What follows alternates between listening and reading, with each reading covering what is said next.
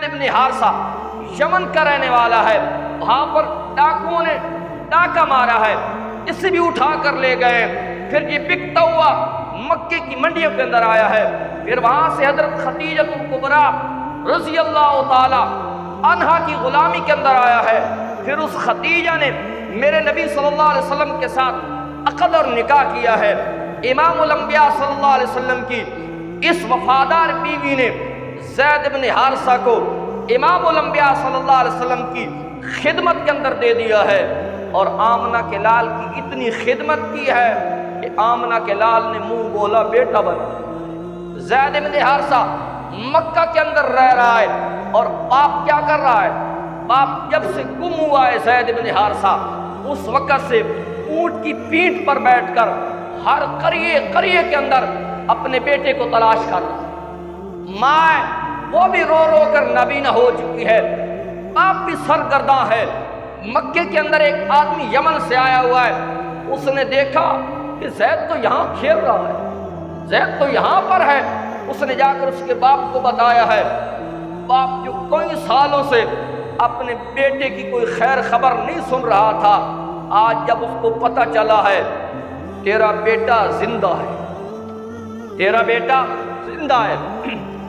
اور حضرت محمد رسول اللہ صلی اللہ علیہ وسلم کے پاس غلامی کی زندگی بسر کر رہا ہے، باپ نے اپنا سارا مال اٹھایا ہے، بھائی کو بھی ساتھ لیا ہے، زید بن حارثہ کے بھائی کو بھی ساتھ لیا ہے،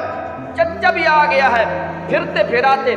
مکہ کے اندر پہنچے ہیں۔ امام الانبیاء صلی اللہ علیہ وسلم کے گھر کا پتہ پوچھتے ہیں، محبوب خدا کو ساری رویداد سناتے ہیں، سارا واقعہ سناتے ہیں۔ زید بن حارثہ کی اس ساری فراق کا واقعہ سنانے کے بعد امام الانبیاء صلی اللہ علیہ وسلم نے فرمایا، میاں زید میری کسٹڈی میں ہے، اگر یہ زید کی مرضی پر ہے، زید تمہارے ساتھ جانا چاہتا ہے تو میں محمد عربی اس کو روکوں گا نہیں، اگر وہ میرے پاس رہنا چاہتا ہے پھر زبردستی میں تمہیں لے جانے نہیں دوں گا۔ یہ اخلاق دے کر امام الانبیاء صلی اللہ علیہ وسلم کے حیران رہ گئے۔ انہوں نے کہا اچھا اتنے اچھے اخلاق والا آدمی ہے، نہ مال اور دولت کی پیشکش اس نے کی ہے، حتیٰ کہ مال اور دولت کی انہوں نے پیشکش کی ہے، ہم آپ کو پیسہ دینے کے لیے تیار ہیں۔ آمنہ کے لال نے فرمایا میں پیسہ نہیں لوں گا، زید کی مرضی ہے، میرے پاس رہنا چاہتا ہے، آپ کے پاس جانا چاہتا ہے۔ زید بن حارثہ کو بلایا گیا ہے، انتہائی سلیقہ مندی کے ساتھ امام الانبیاء صلی اللہ علیہ وسلم کے پاس آ کر بیٹھتا ہے۔ میرے محبوب نے پوچھا زید انہیں جانتا ہے؟ زید نے کہا جی یا رسول اللہ میں انہیں جانتا ہوں۔ فرمایا یہ کون ہے؟ کہا یہ میرا بابا ہے، یہ میرا چچا ہے، یہ میرا بھائی ہے۔ کئی سالوں کا فراق تھا، باپ اور بیٹا اٹھ کر جب دونوں گلے سے لگے ہیں اور دونوں رو پڑے ہیں، باپ بھی رو رہا ہے، زید بن حارثہ بھی رو رہا ہے، مجلس کے لوگ بھی بڑے عجیب کیفیت کے اندر ہیں۔ جب باپ اور بیٹی کی محبت کم ہوئی ہے، یعنی وہ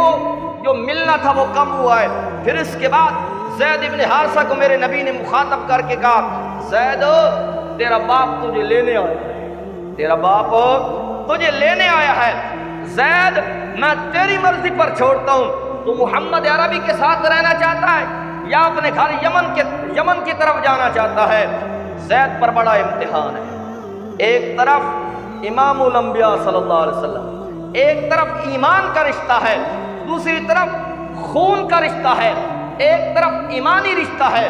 دوسری طرف روحانی رشتہ ہے، لیکن کعبہ کے رب کی قسم زید نے ایک منٹ بھی نہیں لگایا، کہا اے اللہ کے محبوب صلی اللہ علیہ وسلم زید ساری کائنات کو چھوڑ سکتا ہے لیکن آمنہ کے لال کے دامن کو چھوڑو۔ یوں صحابہ کرام نے اپنے ماں باپ نبی کی محبت پر کیا کر دیے ہیں، حیران رہ گئے۔ زید کے والد بھائی بھی حیران رہ گئے، چچا بھی حیران رہ گیا، انہوں نے ہاتھ پکڑا، پیر لے گئے، انہوں نے کہا زید کیا کر رہا ہے، پاگل ہو گیا ہے، جہاں غلامی کی زندگی بسر کر رہا ہے یہاں پر ان کے کام کر رہا ہے، خادمیت کی زندگی بسر کر رہا ہے، آ یمن کے پاس، یمن کی طرف چلتے ہیں، تمہیں وہاں شہزادہ بنا کر رکھیں گے۔